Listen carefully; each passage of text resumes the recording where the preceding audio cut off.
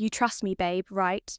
My husband coaxed as his parents slid a contract over, demanding everything I owned. I smiled calmly. Then you won't mind what I've prepared. That's when my lawyer walked in. I met Oliver 6 years ago in Chicago at the time. I was in my late 20s. Completely focused on my career, and I'd worked tirelessly to get where I was. Real estate was my specialty. I flipped houses, made savvy investments, and built a comfortable life for myself. Nothing ostentatious. But it was solid, secure Oliver, on the other hand, gave every impression of coming from wealth. At least, that's what I believed. He had the poise, the self-assurance, the refined tastes. He never really talked about money, but he always wore the best suits, showed off the newest gadgets, indulged in high-end. Everything his parents, Thomas and Victoria, were cut from the same cloth they carried themselves, with that old money posture, as if they were inherently above everyone else. Their home was immense, laden with antique furnishings and grand ancestral portraits projecting an image of wealth at every turn. But I wasn't some naive, star-eyed woman. I'd met wealthy people before, worked with them constantly. Even something about Oliver's family just felt off. Thomas and Victoria would drop casual remarks like, "You're so fortunate to be joining our family," and "A woman like you must be overjoyed by the security we can offer." I should have questioned why they assumed I was desperate for stability. Oliver himself would occasionally set off alarm bells he'd borrow money, and then conveniently forget to repay it. Once he suggested I put my name on a property he wanted to purchase. Claiming it was better for tax reasons, I shut that down immediately. Still, I brushed aside these warning signs. I convinced myself it was no big deal. Until that night, they made their move. Oliver and I had been married for 2 years when his parents invited us to dinner at their estate. It wasn't unusual. They relished extravagant family gatherings, complete with costly wine and endless discussions about legacy and tradition. But that night, the atmosphere was different from the moment we sat down. Attention hung in the air. Oliver looked animated, his mother glowing with anticipation, and his father, typically impassive, wore a satisfied expression midway through the meal. Thomas cleared his throat and brandished a stack of papers, placing it before me like a prized offering. "We've been thinking about the future," Victoria said in a tone that was warm, bordering on motherly, "about what's best for our family." I glanced at Oliver, who was closely observing my reaction. "We need to guarantee stability," Thomas added, nudging a pen toward me. "This contract allows us to pull our resources, one united financial entity working in harmony." I picked up the first page and scanned it. They wanted me to transfer literally everything. My savings, investments, real estate assets, and even personal checking accounts into a family trust, squarely under their control. My gut twisted. "It's just a formality, babe," Oliver said smoothly, as if this were the most natural thing in the world. He flashed a confident smile. "You trust me, don't you?" Something in me snapped. I leaned back in my chair, took a calming breath and smiled. "Then, you'll love what's in my safe deposit box." Silence descended over the room. Oliver's grin faltered. Victoria's knuckles whitened around her wine glass. Thomas's jaw clenched. Their collective arrogance began to crumble. They had counted on my shock, or maybe even flattery. They hadn't expected defiance. "What's in the box?" Oliver asked, his voice tight. "Oh, just some paperwork," I said, casually shrugging certain documents. A little something I prepared before we got married. For protection, the stillness in the room grew dense, and then, as though it had been orchestrated, the butler entered. "Ma'am." He said, "Your lawyer is here." I wish I could have recorded their expressions. Oliver turned pale. Victoria wore the look of someone forced to swallow a lemon. As for Thomas, he simply stared at me, tightening his grip on the contract. A moment later, Helen, my lawyer, walked in. "Good evening," she greeted us, setting her briefcase on the table. "I'm told there's a contract my client is supposed to sign." Victoria was the first to regain her composure. "This is a private family matter," she snapped. "No need for lawyers." Helen ignored her, flipping through the pages of the contract. skimming each section. Then she gave a small laugh. "Wow," she said, shaking her head. "This is blatant financial manipulation." Oliver shuffled uncomfortably. "It's not like that," he began, but Helen cut him off. "Actually, it is," she said firmly, looking in my direction. "If you signed this, they'd have total authority over your holdings. They could drain your bank accounts, sell your assets, and you'd be powerless to stop it." Victoria's face flushed. "It's about trust," she argued, her tone. "Saccharine right," Helen replied flatly. "That would explain why the contract states that they have full withdrawal rights, power to sell properties, and make every major financial decision, while my client can't access her money without their blessing." She turned to me, smiling. "Riley, it's fortunate you have a lawyer who reads the fine print." Oliver abruptly stood. "Why are you doing this?" he demanded, looking me in the eye. "Why am I doing this?" I repeated, my voice calm but laced with disbelief. "You just tried to rob me of everything." Victoria's voice took on a cloying sweetness. "Honey, this is just a misunderstanding." "No," I said coolly. "It isn't." Rising from my seat, I exhaled slowly. "I'm done here," as I stood to leave. Oliver clamped a hand around my wrist, firm enough to convey a threat. His smirk was gone, replaced by an icy stare. "Don't do this," he hissed under his breath. "You really don't want to make enemies in this family." "Enemies," I repeated. Yanking my hand free, I looked him in the eye. "That's exactly what you've made me." Victoria abruptly shifted tactics. She let out a shaky laugh and placed a hand over her chest. Dramatic as a soap opera star. "Darling, you're blowing this out of proportion. This is all just a big mix-up." I stayed silent. She persisted. "We only wanted to keep you safe." "This world can be so treacherous. Money slips through your fingers in an instant. And we wanted to protect you, to protect us all. Safe." I asked. "Safe from what exactly? Myself?" Helen folded her arms. "If that were true, why did you structure the trust so that my client had no control over her own money?" Thomas sighed audibly, like he was losing patience, fixing a steely glare, first on his wife, then on Oliver. He said, "This has become unnecessary. Let's proceed, like adults." I nearly laughed. "Like adults," I echoed. "You mean the sort of adults who try to swindle their own family?" His expression darkened, but I refused to be cowed. Their desperation was plain as day. They were convinced I'd be too rattled and emotional to think. Logically, they had badly underestimated me. That's when Victoria dropped her next bombshell. "I suppose," she began with an exasperated sigh, "this means you have no interest in the inheritance." Either. My head swiveled toward her inheritance.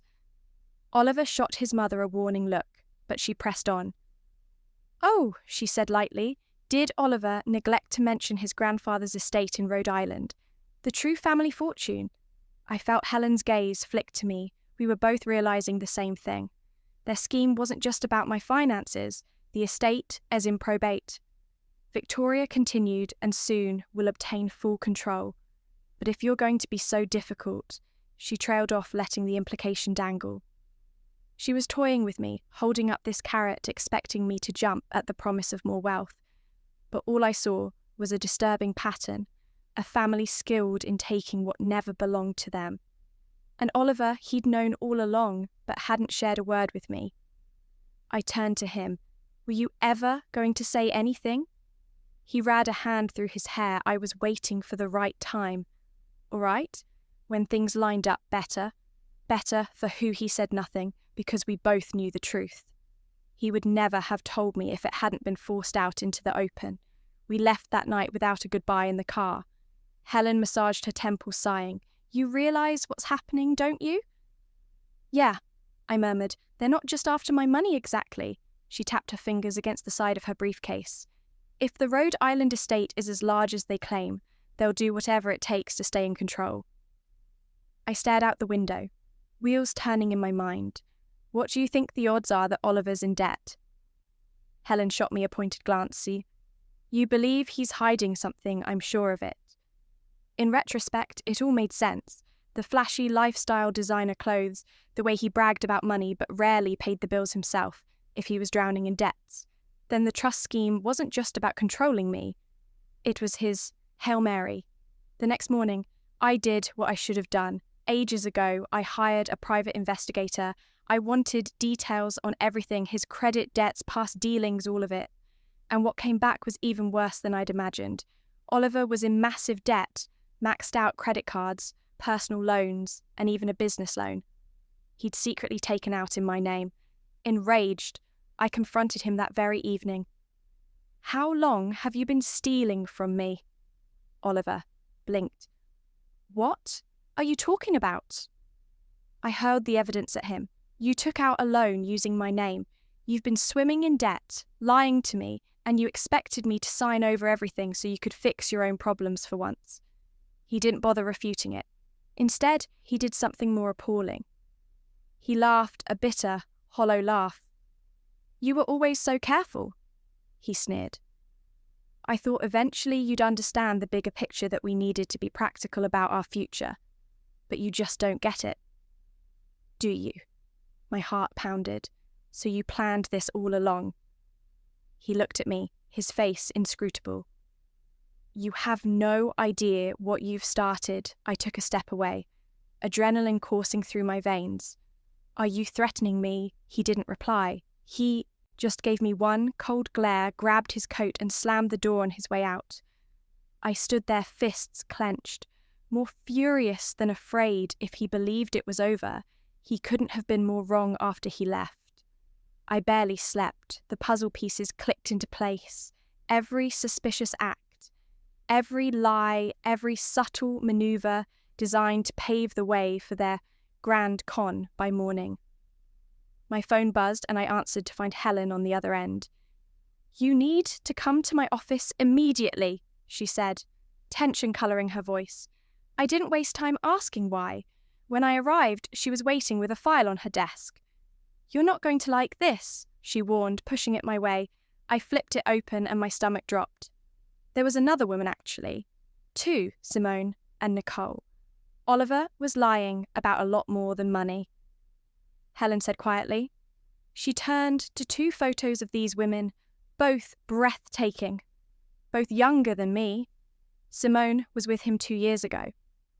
Helen explained he promised her an engagement, took out a loan in her name, emptied her savings, then vanished. I felt sick, and Nicole. Helen shook her head sadly. Nicole was last year's target, same MO, but he never ended things properly. He's still involved with her, engaged. In fact, I took a few seconds to absorb that. "He's engaged." My voice sounded distant to my own ears. Helen nodded. "He proposed to Nicole. He told her they'd be married in 6 weeks. My mouth went dry, so he was a married man. My husband betrothed to someone else, all the while conning both of us. Then I realised something else that Rhode Island inheritance his parents were so fixated on. Oliver needed to be married to unlock it. That explained his desperation to keep me legally bound. And also why he was lining up a replacement for me. This wasn't just about siphoning off my money, it was part of a bigger twisted plan. I knew I had to speak to Nicole Helen, arranged a discreet meeting at a cafe the following afternoon. The moment Nicole arrived, I felt a pang of sympathy. She radiated happiness, naive, and excited about her upcoming marriage. She had no clue that she was engaged to a fraudster. I introduced myself, and as soon as I said Oliver's name, her eyes flashed with suspicion. "How do you know him?" she asked wearily, because I said, laying my wedding band on the table, "He's my husband." Nicole's reaction was visceral shock spreading across her features. "That's impossible," she whispered, struggling to keep calm. "I'm afraid it's not." I watched her trembling fingers reach into her bag, withdrawing her ring to place it next to mine. 2 identical rings side by side, she began to cry, then tears spilling down as she recounted her story. Oliver had told her about a forthcoming inheritance, but insisted he had to be married to receive it. He promised they'd relocate to Europe and start a glamorous new chapter. He'd already convinced her to hand over her savings. My hands balled into fists. Are you still in contact with him? I asked, wiping her cheeks. She nodded. Yes, he's taking me to meet his parents this weekend. I exhaled. Perfect. Let's disrupt that little gathering. Nicole agreed to play along. She continued texting Oliver, feigning ignorance, staying enthusiastic about their so-called future. Meanwhile, I dug deeper. A forensic accountant uncovered an offshore account tied to Oliver, a secret stash for funneling illicit funds. The debt I'd discovered was just scratching the surface. I also investigated his parents' that Rhode Island property. They had no legal rights to it. Yet the probate process was tangled. They needed a stable heir with a valid marriage to gain full control. Oliver was that pawn, but now I had ammunition to destroy the entire operation. The evening of the grand family dinner arrived quickly. Oliver was under the impression he'd be introducing his darling, unknowing fiancée to his gracious doing. Parents, instead, he was in for the shock of his life. Nicole and I arrived together. I walked in first, finding Thomas and Victoria already at the lavish dining table, sipping wine as if they were presiding over some royal banquet. Victoria's expression soured the instant she saw me.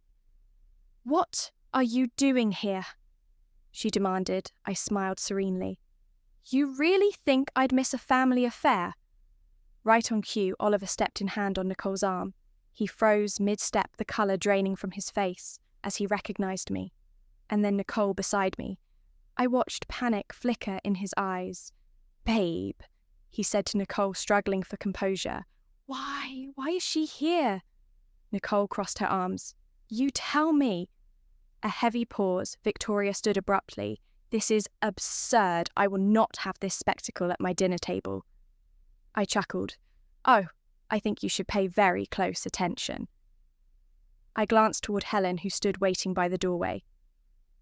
"Would you like to begin?" Helen stepped forward, opening a folder. "Let's start with the fraud," she declared. "Then we'll get to the matter of bigamy." The room erupted. Victoria let out a horrified gasp. Thomas slammed his glass so hard wine splashed everywhere. Nicole hurled her engagement ring at Oliver, and Oliver himself just stared, brimming with hatred in my direction. He grasped that the careful facade was done, the scam exposed. Yet an even heavier silence arrived, one charged with impending disaster. Oliver stayed rooted, gripping the table edge until his knuckles widened. His mother's face contorted in rage and shock, her lips moving as though she yearned to scream. His father stared blankly, the ramifications of their schemes settling like a boulder on his shoulders. "Fraud," Victoria spat, finding her voice again. "Where did you find these absurd accusations?" Helen calmly laid a thick file on the table. "The evidence is all here. Bank statements, loan forms forged, signatures and, oh yes, proof that Oliver secured a business loan using his wife's name without her consent. That alone is a felony." Oliver jolted as though struck, but Victoria pounded the table. "This is a private family matter." "No," I said firmly. "It stopped being family business. The second you tried to rob me now, it's a legal matter," Nicole chimed in, voice trembling with anger. "And what about the bigamy, Oliver? Because last I checked, I was engaged to a single man, not someone's lying married con artist." Oliver slowly got to his feet, the chair legs scraping Nicole. He began in a subdued, persuasive tone. "I can explain." She laughed bitterly. "Please do tell." He gulped, eyes darting around as if searching for an emergency exit. "Yes, I was involved with you, while still technically married," he admitted. "But it wasn't what you think. My marriage to her was done a long time ago." He gestured in my direction without actually looking at me. We were just drawing out the final details.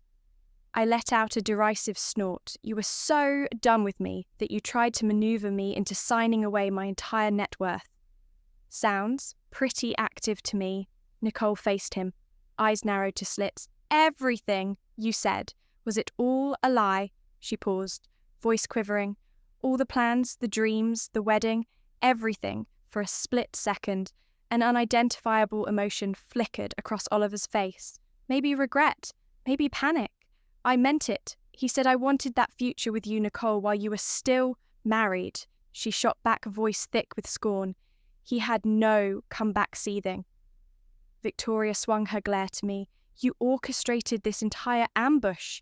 You're trying to ruin us. I actually laughed out loud.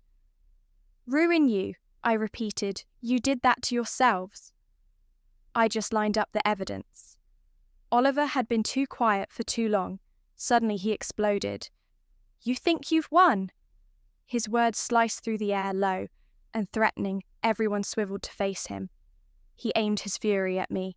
You act innocent, but you've loved having the upper hand all along. You relished holding the purse strings, making me come begging for money. I raised my eyebrows. Funny way of describing me safeguarding my finances from a chronic liar. His face tightened. You never gave me your trust. You never gave me any reason to, I countered. He slammed his fist onto the table, rattling the silverware. I was your husband. You were supposed to stand by me, not betray me like this. Nicole backed away a step. Shaken by his outburst, Victoria looked mortified for the first time that night. Thomas opened his mouth. Sit down, he demanded in a low, commanding tone. Oliver inhaled, nostrils flaring, but eventually lowered himself back into the chair. Helen cleared her throat, flipping methodically through her papers. Since tempers are flaring, she said, let be concise. She held up one page. First, Nicole has already reported the money you swindled from her. That's one charge fraud. Oliver's fists clenched. Second, Helen continued. The forged signatures for that business loan you took out in your wife's name have also been reported. That's another criminal charge. Victoria's mouth fell open. You involved the police? I nodded eyes on Oliver. You really thought I'd just let you walk away scot-free? His hands trembled. Helen went on unaffected third about that Rhode Island estate, the inheritance you were relying on for a bailout. The probate court seems to know more than you realise about your family's extensive debt. Thomas jerked up. Right, what debt? With a cryptic half-smile, Helen replied, You didn't know your assets are frozen. A stunned hush enveloped the table. Victoria lost whatever colour was left in her cheeks. No, that can't be. I'm afraid it can, Helen said, clicking her pen. The real motive behind pressuring my client to merge her assets with yours was to bail you out of significant financial trouble. Victoria rocketed to her feet. Lies but her shaking voice betrayed her. She knew it was all true. Thomas and Oliver knew it too. Victoria, now desperate, whirled on Oliver. You fool, she hissed. All you had to do was secure this arrangement. Now, we're finished, he grimaced. Don't pin this solely on me. This was your plan too. You were supposed to execute it, she spat back. Thomas massaged his temples, looking as if he'd aged a decade in under an hour. Nicole glared at Oliver, trembling. I want him in handcuffs, she declared. Don't worry, I told. It's happening, Oliver whipped his head around to face me. You wouldn't. I met his gaze without flinching. Watch me, and that's when sirens flared outside. Oliver was taken away that night, charged with fraud, identity theft, and bigamy. Plenty to keep him behind bars. His parents, their precious estate, fell into foreclosure. Within months, Nicole and I met for drinks the following day. Clinking our glasses to celebrate, some people say, revenge is pointless, that it doesn't solve anything. But for us, putting them all on blast was absolutely worth it. Because sometimes, when people try to crush you, the most satisfying victory is to make sure their downfall is even greater.